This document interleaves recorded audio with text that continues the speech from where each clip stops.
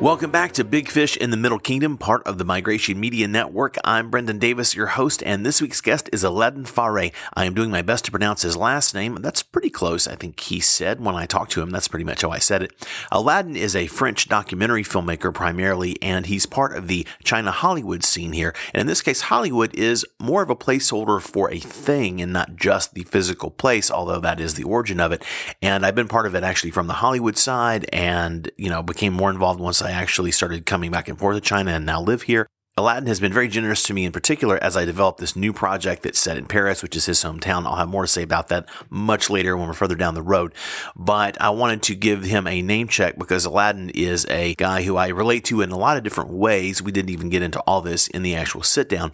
But, he is an editor and a filmmaker and has traveled a lot, and he just has a really interesting story, so I'm excited for you to hear that and get into it. In other news, let me give you a few things before we get to it.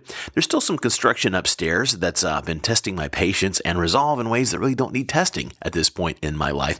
But I do think I'll survive. I want to give a quick shout out, totally unpaid little plug, to Auphonic. Auphonic.com is the website for this company, Auphonic. I believe they're pretty much all Germans, and they do really high level audio programs, and they do their software they have available. They have services. They do really super high end stuff for hire, like as consultants, but they have all these online tools that they give you a few hours free every month, and you can buy more credits if you need it, to basically clean up audio. And they become popular with podcasters. If you're doing a podcast or you're doing a video project and you have audio that maybe you have problems with, or you just want to make the stuff sound as great as you can, really check out Auphonic. I'm using it now. It's part of my mastering process.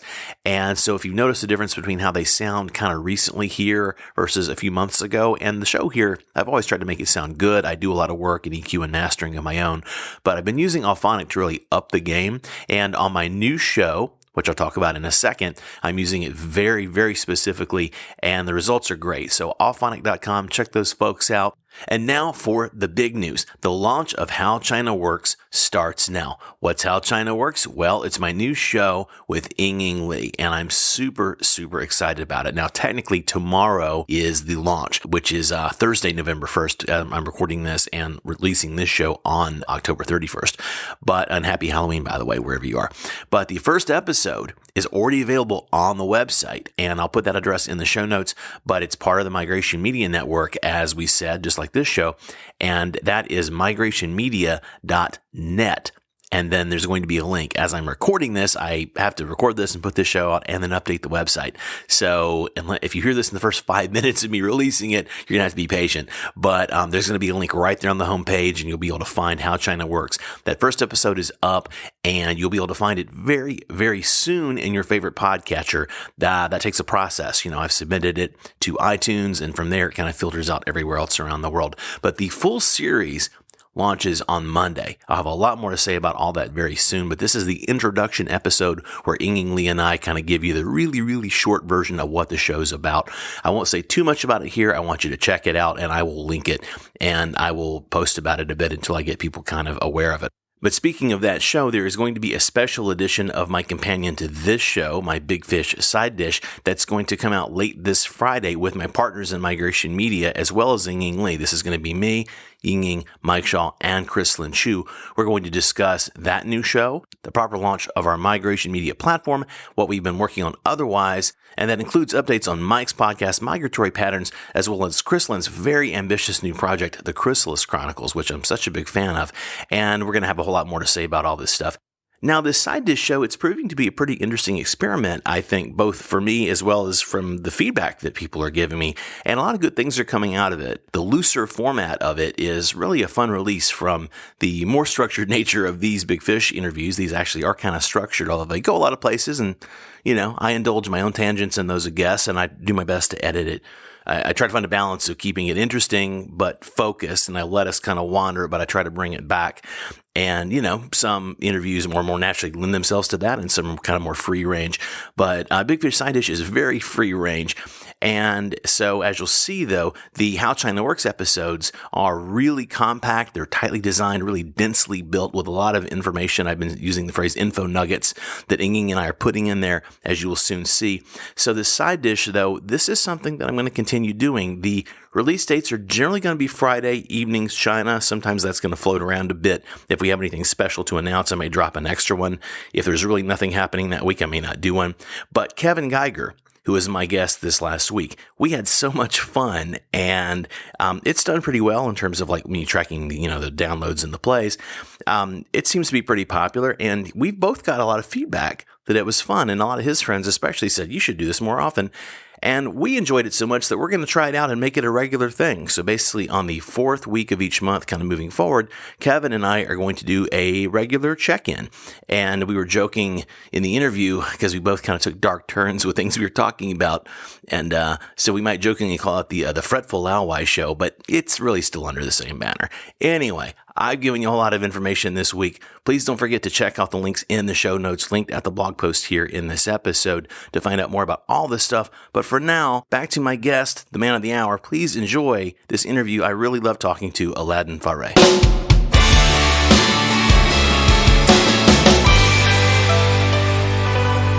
Well, I'm glad to be here with ALADIN FARRÉ. And I know I'm mangling your name, but I'm really trying. How you doing? I'm doing fine, Brendan. Thank you for having me on the show. I'm glad to have you on the show. We will get into all the details of this, but I am acquainted with you a bit, and I'm acquainted with your podcast, and we'll talk about all this. But for now, to get started, let's just do the short version of who you are, where you're from, and what brought you to China. Okay, so that's like the 1 minute where I have to pitch myself at the party, right? You got it. Okay, great. You're in the elevator. I'm Steven Spielberg. Why do I care? Go. Hi, everyone. My name is ALADIN. I'm from Paris, but I am a nice guy, actually. And okay, you feel like you need to qualify that somehow. Well, I have a lot of French friends. They're mostly nice people. They're cynical, but very nice. Every time you say you're from Paris, people are like, oh, I know Parisian people. They are so full of themselves. Oh, anyway. It's like, you're judging my clothes. Oh, yeah, but I can do it in a nice way. Exactly. We're off to a great start. Please continue. Apart from being a nice Parisian, I've been in China for the past 3 years, working for one. And roughly since I finished high school, I've always been either working and studying in documentary or history. That's the main thing that I've been doing. And the reason I came to China is because I was working in historical documentary, obviously. I tried to sell one of my film. I didn't sold it, but when I went to this market in Chengdu, I realized that China was booming. A lot of things were going on, and I am actually a history graduate on Chinese history. So I thought, well, maybe I'm 27, I should move now, because I don't think when you're 40 years old, maybe you have kids and more responsibility. Your parents maybe now are on a wheelchair. So I thought it's now or never. So I moved there. Very interesting. And, it's funny because we were talking a little bit off mic before we got started, and I moved here in my late 40s, so it's pretty crazy. So everything is possible. Everything is possible. My parents are fortunately not in wheelchairs for the most part. No kids. But enough about me. So in terms of your background, that is an interesting background to start with. What prompted you toward the Chinese history of the 30s specifically? That's a really specific sort of focus, I think. So for a really small anecdote, basically my dad, when I was 12 years old, Freud would be always saying everything goes back to the parents. When I was 12 years old, my dad offered me this book about this guy called Frederick Townsend Ward. Okay. And that guy was actually one of the first Laowai coming to China in 150 years ago. And he basically helped the Chinese people fighting back the Taiping Rebellion. Wow. And I just got fascinated by this story. You got a Wikipedia thing here, it looks like, on your phone. That's okay. I'll throw a link to this in the show notes. And the story of that guy is like, I don't know, I just discovered China with the story of that guy who was helping all the rich Shanghainese people, and then he later on helped the Chinese government. He's a really fascinating character. He was actually from Massachusetts. And, that's right. We have to mention Mikey Shaw, this one's for you. Where did you go to study language in the States? I was in Boston. All right. And you were there for a year? Yes. And they corrupted you? Maybe. I don't know. Okay, please continue. I will let the audience Please judge. continue. Mr. Frederick Townsend Ward. So he was old school Lao. Yeah, and he died actually in China. He gave his life for the Chinese people. Wow.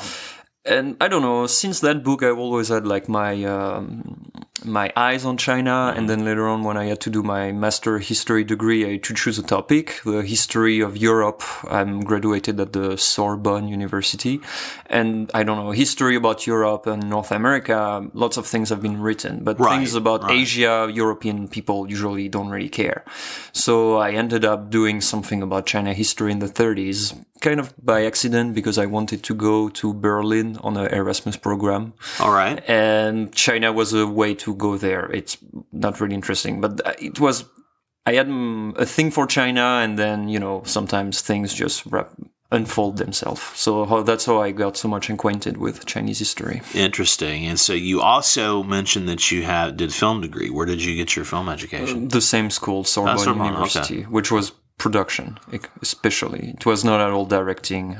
Right, so nuts and bolts, and you also, like you're saying, I'm not sure if we said this on the mic yet or not, but you like me have also paid the bills as an editor professionally. Yeah, and okay, but then maybe that goes fast forward to how I work in China. Yeah, let's jump around. Yeah, so basically after I started my Chinese dream, I thought that I learned enough language. Well, I think we never learn enough language anyway, but I wanted to find a job, and then as I was looking for a job, I realized that all my previous experience as a director, indie producer, researcher, or my Chinese language degree were, well, I just passed HSK4, but I could do a little bit more than a DD conversation.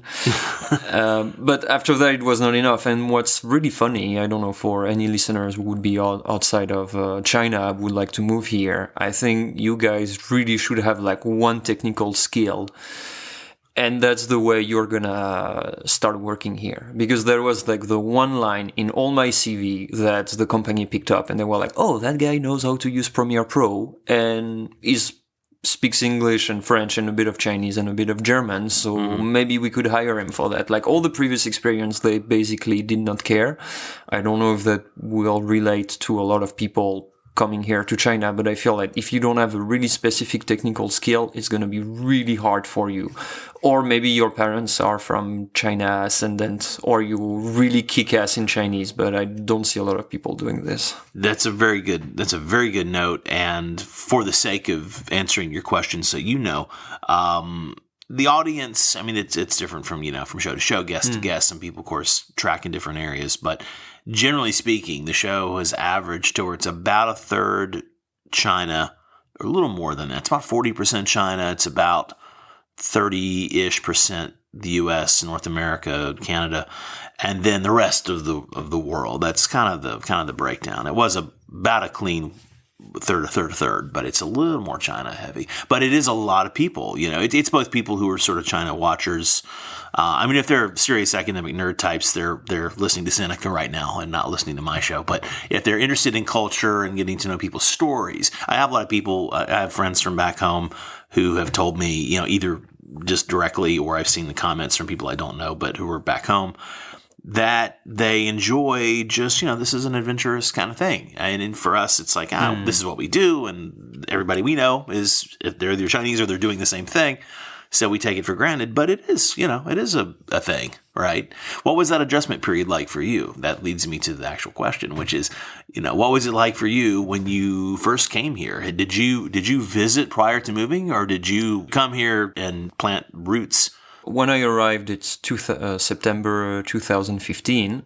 I had one Chinese class prior to this, maybe 3 years ago, but really small stuff. Like the only thing I could say was 我是法国人. Like that's all I could say. I could not even say where is the bathroom. I could not even say I'm hungry. I could read like 3 characters. And I arrived, I think it was on the 10th of September 2015, and 1 week ago was my last and second film premiere. So I basically we showed our film, and then 1 week later I was on the plane directly to China, and the day after I was in university, back in school again, and learning Chinese. So no, the transition period was kind of baptism by fire is the cliche that fits here. It sounds like you kind of jumped right in. Yes, exactly. And like the usual stuff happened, and suddenly my banker is like, "Oh, your card has been used in China. We're deciding to blocking it." And you're like, "No, please don't do that." And then they're like, "Oh, you were actually in China. Okay, we'll just send you a new card." So like that. Yeah, that was like a really rough stuff to do. So I don't know if anyone wants to go to China to start working. If you have a job or if you start like a university program, just come 1 month before at least. Yeah, figure things out. Yeah. Otherwise, it's going to be stressful. Well, you're going to survive anyway, but, at that point, I was not really happy about many things. Yeah? What? Such as? No, but it's just like, like you arrive in a new country and you... Oh, you're just frustrated by the acclimation period, basically? Yes, exactly. So I think it's... And then you feel like, I should have known this, but why didn't I? I have Google. Well, I had Google. Why didn't I? Why didn't I figure this out before I got on the plane? Why didn't I spend more time on forum asking for people? Why didn't I download WeChat sooner and start asking for WeChat group about... I was studying in Nanjing. Why didn't I had was on Nanjing WeChat group of people in Nanjing? Why didn't I had spend more time asking questions to my own Chinese friend living in France? Okay, what should I do when I arrive in China? Those kind of things. Interesting you bring this up. I don't want to digress much, but this episode that we're recording right now, we're just recording actually on Saturday. I'll just say this. We're recording on the October 27th on Saturday. This will air this next week. I'm going to run this one this next week. And 2 days from when this show drops is when I launch my brand new show with my friend Ying Li called, what's that called? How China Works. Exactly. And it's all about these kinds of things. It's an in-depth show getting into all the stuff you need to know to not be a dummy. Okay, so basically you could have done that show 3 years before, and I could have feel less if stressed. we could go Thank back, you, Brendan, if we could go back in time, well, yeah, I didn't have any business doing that show 3 years ago. I'm still figuring stuff out. So when you came here, you did not come to Beijing. You went to Nanjing first. And yes. What was that like for you? Did you love it? Was it traumatic? Nanjing was not traumatic, otherwise I don't think I will be here today. I went to Nanjing because when you ask around, I did ask some question around, and when you're like, oh, if I would like to learn Chinese, where should I go? And many of my friends, many of the people I asked the question told me, don't go to Beijing, don't go to Shanghai, don't go to Hong Kong. Just go somewhere where there is no Westerner. Mm-hmm. And but the fact of the matter is, when you go to a Chinese class, even if you go to a small town, well, Nanjing, 7 million people, the population of Sweden, such a small number, small town for China. Yeah. But anyway, the class, when you arrive, everyone is a Westerner or a Korean learning Chinese, so therefore you just end up in this bubble of people who want to learn Chinese as well. So you still have it's nice to go to smaller cities, but then in the end, if you just want to learn Chinese, I would advise people to go to even smaller town if they can, or just find a class with just Korean people because they don't speak English. Oh, right. And therefore you won't have a choice but to speak Chinese with them, which would be nice. We were talking about someone specifically before, but several of the people, basically the most fluent Laowai, the Laowai who any of my Chinese friends meet, and say, wow, he's like a local guy. It's like, yeah, they all moved to a place like Guizhou province, or they went to places that were really off the beaten path, and they just committed to, they basically took a vow of silence as far as English was concerned. After I learned enough Chinese, when I thought I was confident enough to look for a job, then you realize that as I was always working in media, documentary, and internet production, then you start looking for a job. Then I soon realized that small town, you don't see me doing the quote in the air, but seriously, Nanjing, Hangzhou, Suzhou, Xiamen, or Harbin, they're maybe big, but I think for media people, unless you're really fucking fluent, that's not really possible to find a job there. Right. So then you start looking for a job in Shanghai and Beijing. And then the second big mistake I think I did, that as I kept living in Nanjing while looking for a job in big cities, whereas what I should have done, I should have just pack and go to Beijing, stay 2 months in a crappy hostel and just go to events, knock on doors, talk to people. This is what I should have done. Instead of that, I was just like sending tons of email that most of the time never got answered. I think I sent my CV to like 80 companies. I got 3 reply and 1 interview, to tell you how much that was hard. Well, and that's, that's interesting because that's coming from that's a very typical Western approach. That's what we do. That's what you would expect to do. But now that you live in China, you realize, oh no, I need to be in a WeChat group, and it's a friend of a friend that's going to have the magic connection, and it's probably going to be, I'm going to socialize and make an effort, but then it'll be some random thing where you're talking to someone, and it's like, oh, you should talk to this friend of my cousin, and okay, great. And this is exactly what happened, and this is exactly how I found my job. Nice. And so you currently are doing what specifically? So right now I'm working for this big documentary company called LIC, which is a public company. Can you imagine? Where that doesn't happen for a lot of documentary company out there. No doubt. No doubt. And what I do is I localize content. So either my Chinese colleague, they do a series, and then I recut it, remake, with the help of my manager with 40 years of experience. I'm not alone in this. That's important. And what we do is that we retake this thing and then we remake it for the Western market. So to give you an example, that would mean less voiceover, less boring voiceover, less flashy sky, because I think Chinese audience, they really like flashy stuff and really small cut. Like sometimes it's like 1 cut per second. I think and sometimes it's even really random. So we try to stop the Chineseness out of the editing and try to put it more on a Western way. And, then I don't know if I just finished this thing about the Kingan mountain. I think, I don't know if you ever heard of it. It's the most... It sounds familiar, but I don't. It's the most northernest county in China. That's like the China Siberia. But of course, for Chinese audience, they don't need any introduction. They know the place. But for Western people, when they see all those beautiful trees, they will be like, am I in Siberia? Why is there Chinese people there? So you have to re-explain that. You have to re-explain everything about that place. And the same goes around. Then we do co-production with European mostly companies, and then they come to China. We shot something with them. We shot documentaries. And then after we have the Western cut, and we have to make it for the Chinese market. So are you doing like a VO, like the added content? Like you have to add explanation and backstory, for instance. Are you adding voiceover to this? And we changed the voiceover, we changed the narration, we don't do reshoots, that would be too expensive, but we retake and we remake, basically. Very nice. Well, I'll talk to you about the nitty-gritty details a little bit more off mic, because I'm not sure how granular folks want to get, but we were also talking, and I have a bit of a background in documentary. I've got one that's finishing the online in LA right now, a feature doc, but I've done one for China as well.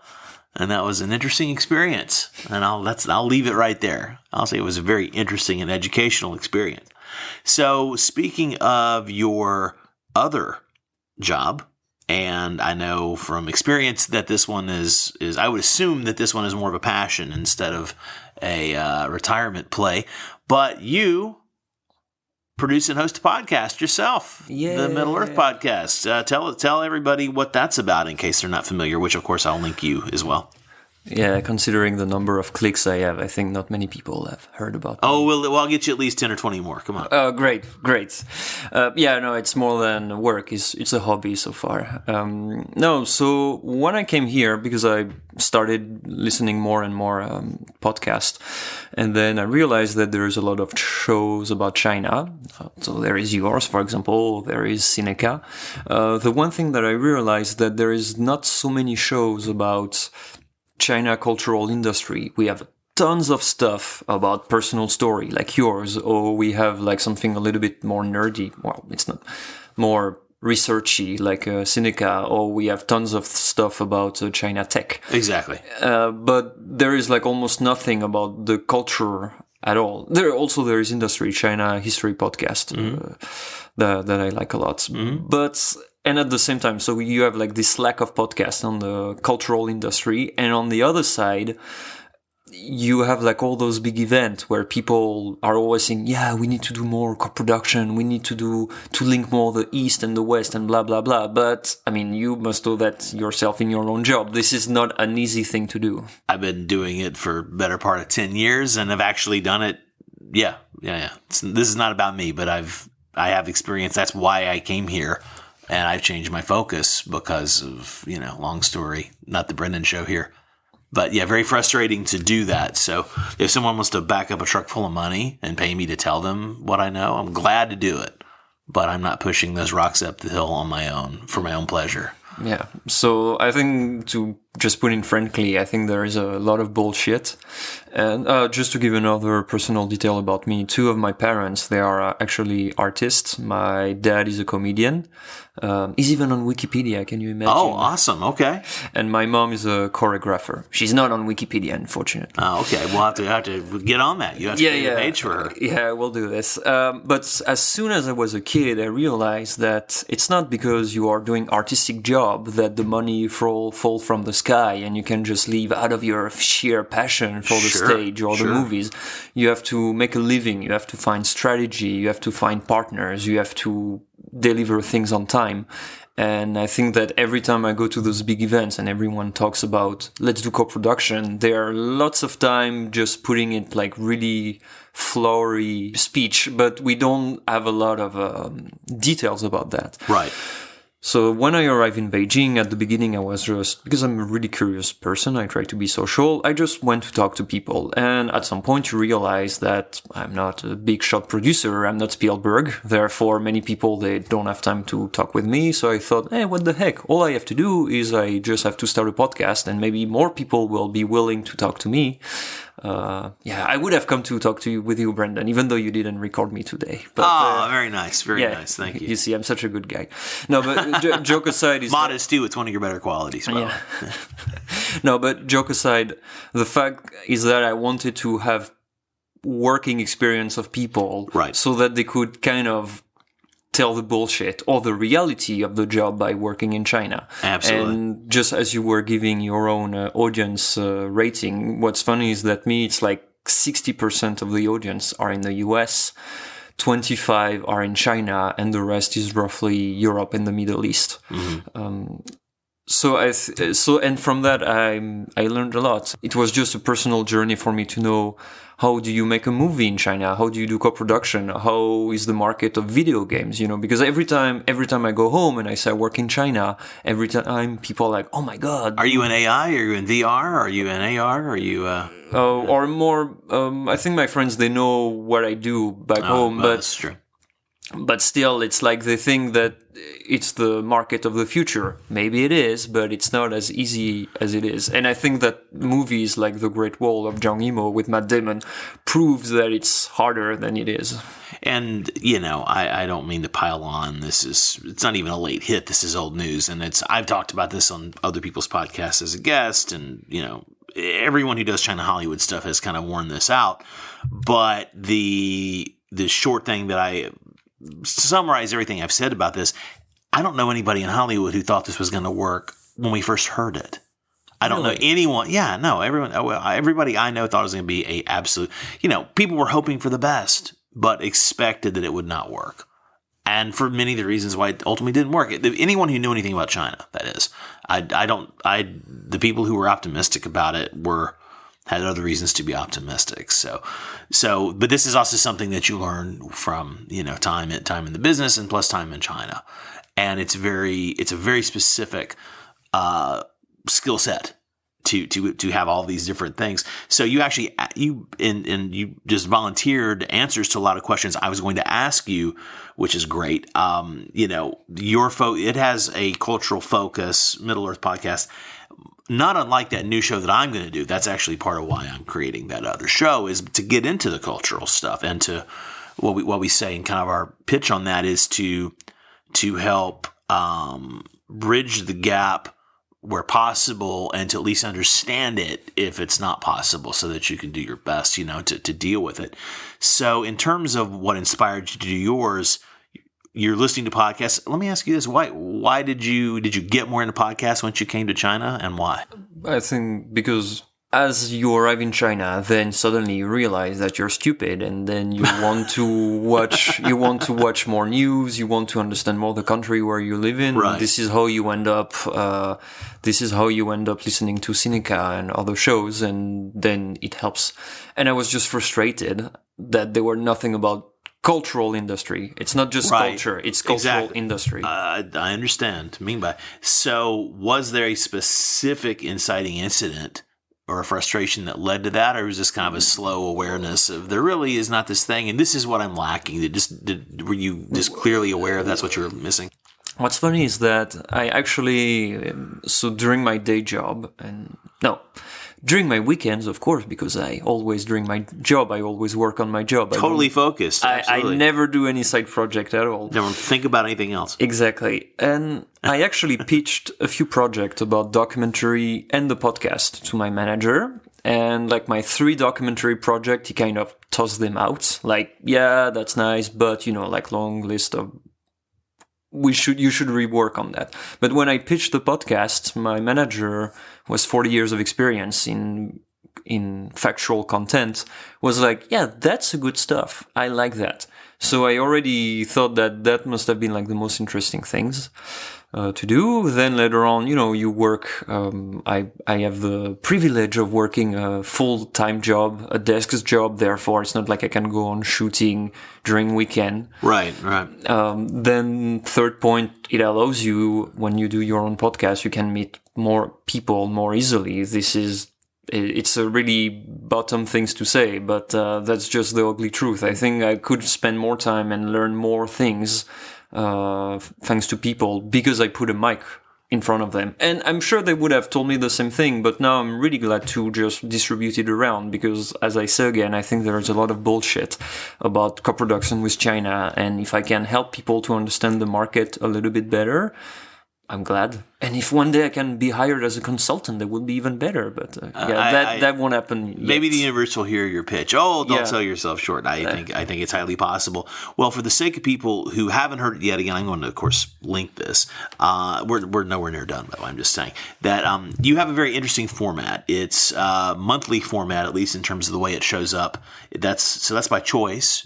Do you have plans to expand that, or does that just fit into your life better because of your job is probably occupying so much of your time? And I thought 1 per month was enough. Then to be honest, I thought that if I was doing a 1-to-1 show, I would basically copycat your show. And I thought that would have been kind of silly. I was going to ask you if, because your show, when did you start doing it? April this year? Yeah, April, March. So that's about a year after I started my show. Did you originally think to call it Middle Kingdom by any chance? Or was it always Middle Earth? That came from one of my friends who works as a community manager. So he has a lot of humor. And one day he asked me, I don't know, 1 year ago, hey, how is Middle Earth doing? He was making the joke about Middle Kingdom, Middle Earth, blah, blah. Yeah. And I don't know, that kind of stick with me from the time. So I didn't want it to call it Middle Kingdom.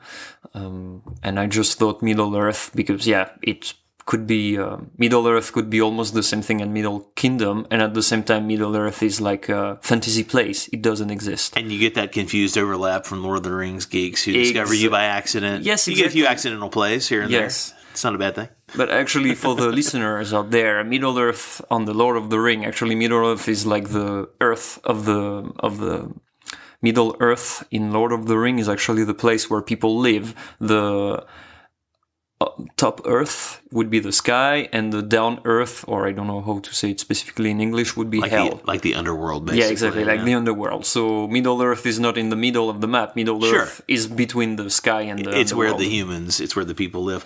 So your format, you do a panel of smart guests from diverse backgrounds who have some thematic relation to the topic. And you've covered all these interesting cultural and societal things, everything from again, film and TV and creative industries and things like that, cultural differences. You've covered like LGBT issues and what that's like for folks. What are some of your biggest learnings from your show? Biggest learnings, biggest surprises, things that you've really had some aha moments from doing your show? I think the first thing which really struck me is I think, I'm not entirely sure, but I think there is a huge generation gap in China. There is something that I never thought that would be that big. Then again, the problem is that I do my show in English. I'm talking with people who have been Western educated or who are Western living in China. I try, like you said, I try to do a background. I try not to have 3 middle-aged men from North America. Sorry to say. Yeah, you're just in front of me. I'm just one of them. Yeah, exactly. No, but what I mean is that... Are you technically a millennial? I guess you are. I'm 88. I don't know if I'm not sure where the line is. Anyway, please continue. But you're French. The fact is that I always try to have like at least the token woman, the token Asian, the token Western guy, the token technical guy, the token productive guy. The point is that I try to have a conversation where people, usually they all agree with each other, but I think it's nice to have like different background. And also, on the more simple stuff, if you have like 3 people of the same age, of the same sex, of the same origin, it's going to be boring. At the same point, it's going to be boring. And also, I think the listener, they're going to have a hard time to know who is telling what. You're going to have problem knowing who is talking right now. Is it Bob or is it Brendan or is it Matthew? Oh, right. It's going to all blend together. Exactly. So it's nice to have different kind of voice. And of all those shows, I think the first take from me that I have is that for me, China is going through some kind of, when in 1968 in all Western countries and even in Japan, like the youth, they started a bit rebel themselves against like the establishment and the old boring people. Yeah. I think something like this is kind of happening in China, not as big as violent as it is, of course, but I think now young people, they just think the old geezer are not useful at all. I will soon do some... Don't tell the old geezers this. I think soon I will do something about online content and another one about marketing. Okay. And I think that anyway, like, where is the money? The money is on people who are living in big towns and who are single and who might not want to be married. Like they are like the middle class of China, and so far they are like the young people. They are like the thrive. They are like the punch of the economy. Mm-hmm.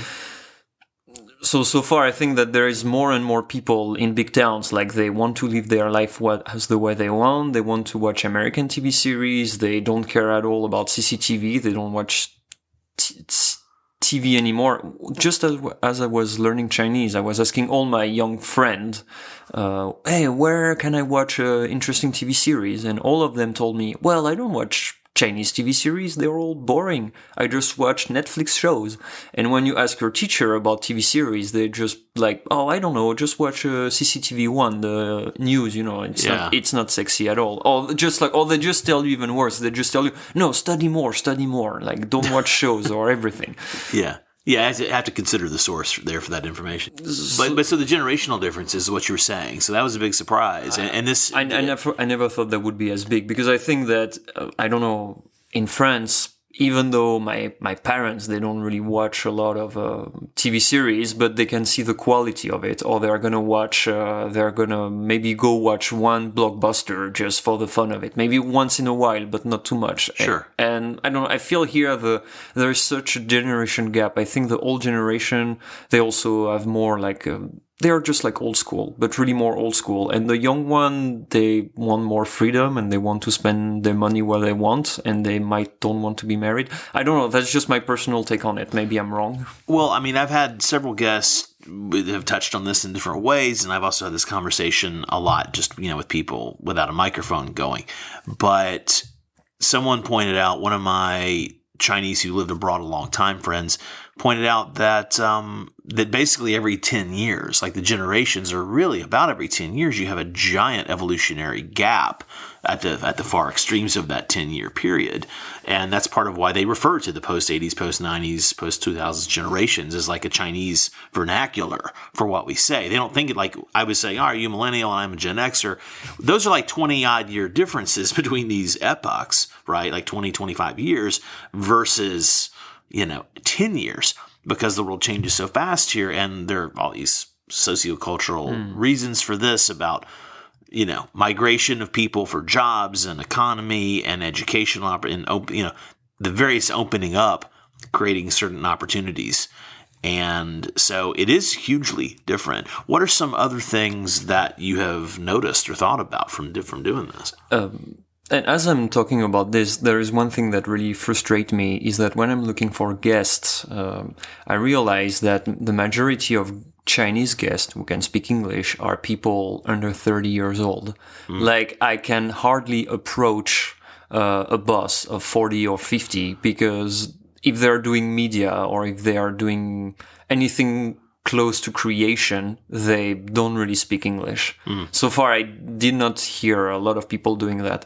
So I don't know, like one of my next piece would be about online content. Okay. And I know that there were, I don't know, on Douyin, which is this really small app called TikTok in the Western market, where people do short videos. I'm pretty sure that there is like Chinese company who do video for people who are not middle class. I see it on the subway. I see it when a worker are taking a break. Like I see people who are Mingong, like the migrant worker, or people you can see.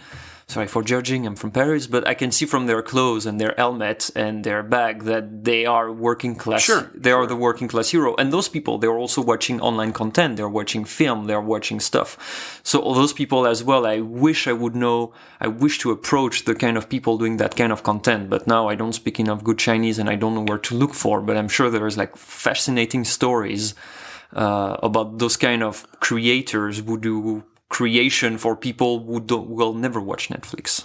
Okay, so what would you like to do? I mean, you think you'd like to have them on your show and talk about that, basically? Yeah, I think that would be the one thing I would like to do, because at some point I realized that I'm just interviewing people who are Western educated, and maybe it's kind of a close circle. It's a little bit of a bubble. Well, and this is, I've started doing this a little bit on this show, where it's part of how some of the Chinese guests. I mean, my brand was foreigners who come to China to do interesting, unusual things for Big Fish.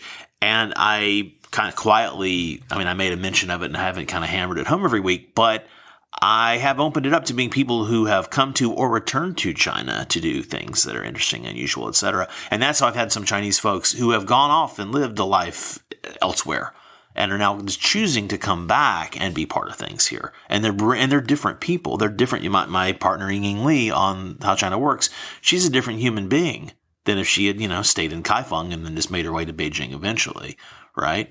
And those people are, and again, she's 30, so she's not that generation. You don't want, she's not that 40s or 50s year old boss with 20, 30 years experience that you want. But there are some people like that out there who could still communicate in your language and have some perspective. But I definitely hear the frustration.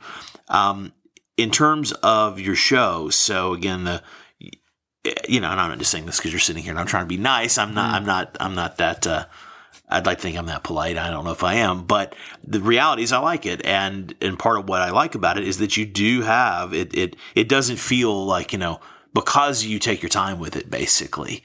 You're clearly taking the time to put together a thoughtful group of people, and you're prepared. You sound more prepared than I do. I took the time to write some questions for you because of who I'm interviewing, actually. So when you approach your show, how do you approach putting it together for yourself? Well, first of all, also I have to say that I'm not alone doing this show. I think it's also important that you have a team, because I spend a lot of time doing the research and putting the people together. Then after, I have people helping me doing the remix, doing the design for the social media, just to have, like some kind of a package to make things look good so that the guests then therefore later they will share it on social media. I have a friend who runs the... Like you're going to share this, right? Exactly. Completely. Crazy. I will. Everywhere. It'll be everywhere. We have to support each other. Nice. Another friend doing the WeChat article, so that, and or 2 or 3 friends like translating the WeChat article from English to Chinese, because I also want, even though the show is in English, I always do like 2 or 3 takeaways that then I put on WeChat. And then even though some people, they don't feel confident about their English level, maybe they will learn something about Chinese creativity in Chinese. And how do I do that? Well, it's simple. I just meet lots of cool people. You go to events, you talk to a random person.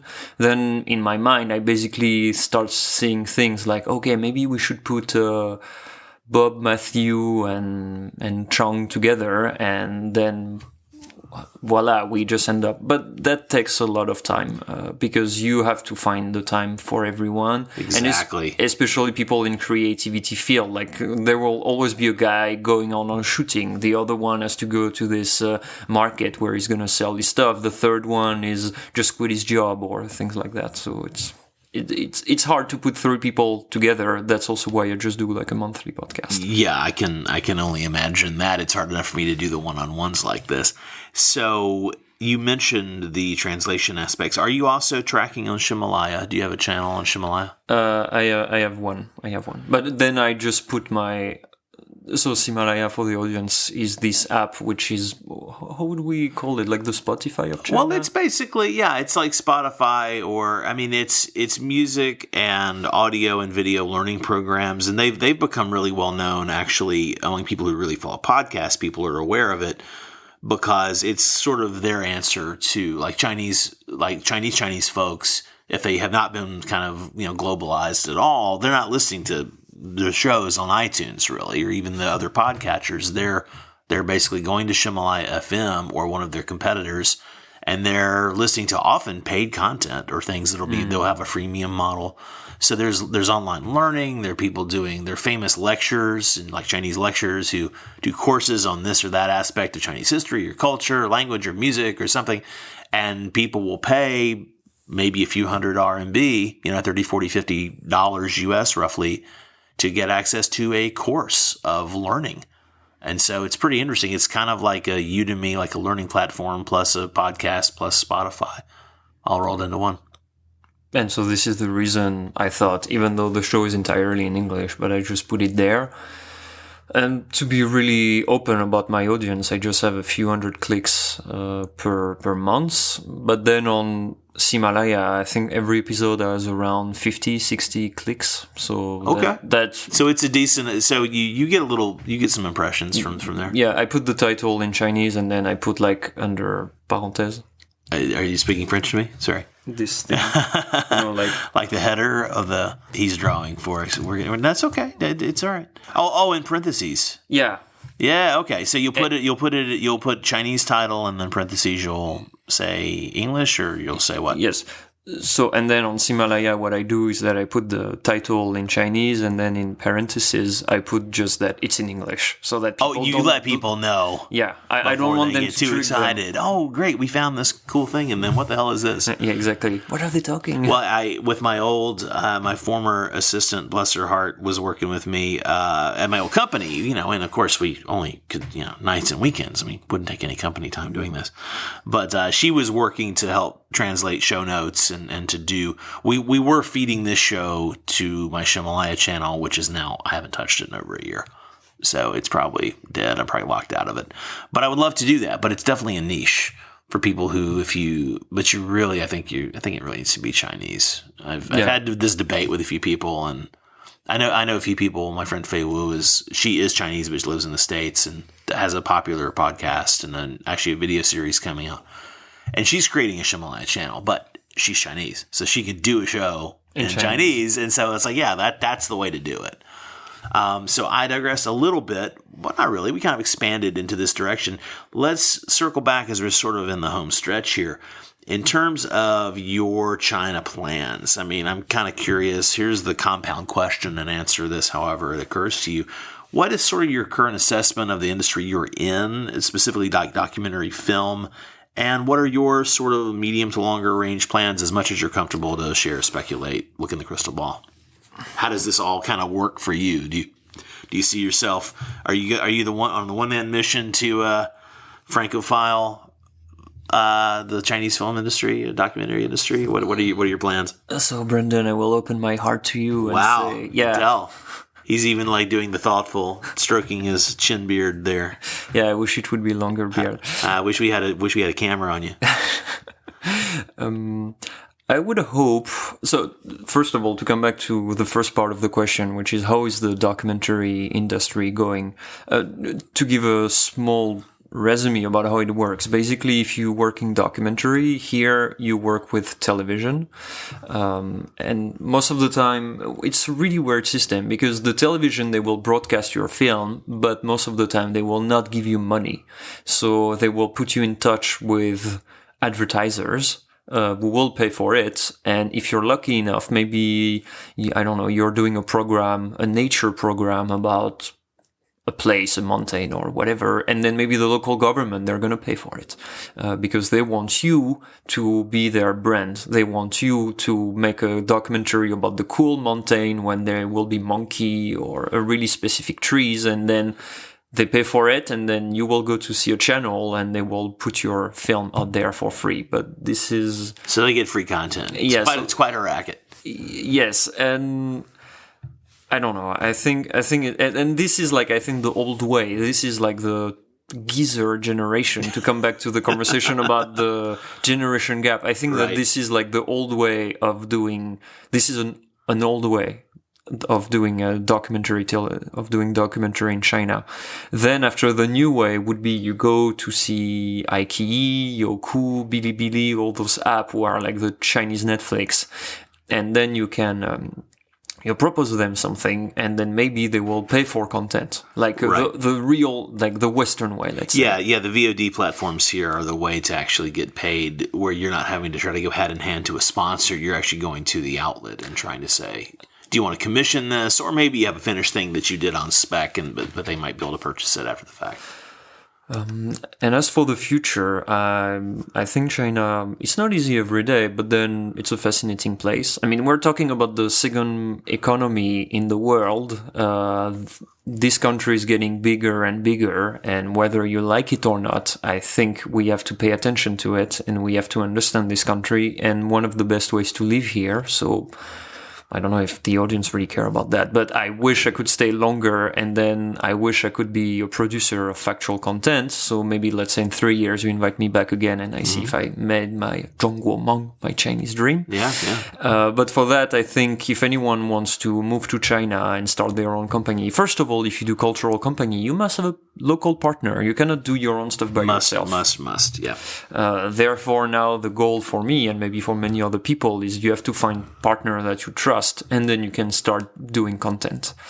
But I don't know, I was talking with one of my friends yesterday working in the film industry, and that person was telling me that the industry is kind of in an icy mode now. They're kind of afraid of doing things. So speaking of needing a local partner, as we're in the home stretch here, I wouldn't put you on the spot by asking you to name a name, but have you been finding a partner? What do you think that you need in a partner specifically? Well, they need the Guanxi, they need to be Chinese, but what else do you need? Well, then I think first of all, for any project, you can't be alone. When I was doing my first film, I was alone. I was doing everything, and that was fun. But after that, I thought never again. You're the director, the producer, the Kickstarter manager, the cameraman. You're the caterer, yeah. Yeah, you do absolutely everything. And then on my second and last film, I had a co-producer, and I had a co-director, and I had a real editor working for us. So it's like a teamwork. That was indie, small historical documentary film. But even though it's harder, you have to take decision with people.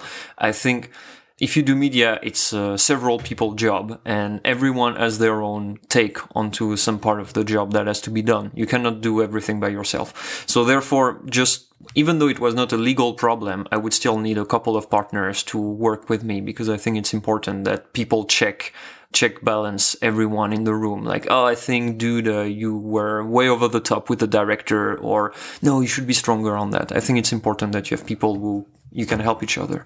And then after, I think it's mainly a question of personality. Do you feel the person or not? We all been there. Like, we start a job, you find someone, they're really cool, and other, you just don't feel them. That's the way it is.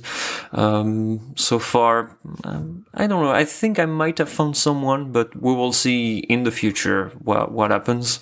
And, worst case, I will still do localizing things and keep on improving my Chinese. But, I think we live in a tough industry, especially in China, because I don't want to say we're pioneer. The fact is that I don't have like a big studio backing me up, back in France. Like, I know French people who have been sent to China and they were being backed up by French studio to find Chinese partner. And then they failed because they didn't speak good Chinese, or they just thought that Chinese would roll on their feet at the sound of French distributor coming to see them. That did not happen. So I think we have to come here, pay our dues, learn the market, learn the people, and see what's going to be possible. Awesome. Aladin, thanks so much, man. Well, thank you for inviting me. Hope that was fun and entertaining. All right, that's the show this week. Don't forget to find out more about ALADIN FARRÉ or me or many of the things that I talked about in the intro to this show. You can do all that via the links in the show notes. You can always just go to crazyinagoodway.com and search and check that out to find out stuff. Thanks again for listening. I'm really super excited about the momentum we're gaining with this show, and the other things coming on board are really fun too. Really appreciate everybody listening. Thanks a lot. I'll see y'all soon.